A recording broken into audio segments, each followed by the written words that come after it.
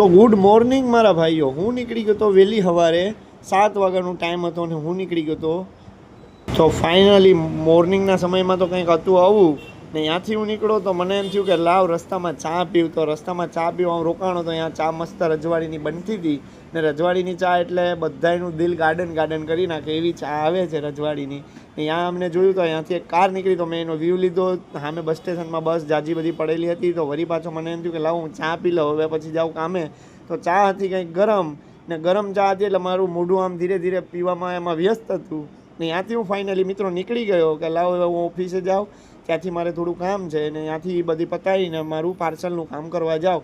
તો હતું કંઈક આવું ને ત્યાંથી નીકળો તો આદિત્ય બિરલાનું આ ગેટ દેખાણો વળી પાછો પહોંચી ગયો હું મારી કામ પર. ત્યાંથી લઈને પાર્સલ લઈને નીકળો ને પાર્સલ લઈને જતો હતો ને તો રસ્તામાં કંઈક હતું આવું વ્યૂ. તો મેં રોયલ એન્ફિલ્ડનો પણ વ્યૂ લીધો ને ત્યાંથી હું નીકળી ગયો તો રસ્તામાં કંઈક આવો રોડ દેખાતો તો મસ્ત હતો. ત્યાંથી પાછો નમસ્તે હોટલ પાસે પહોંચ્યો.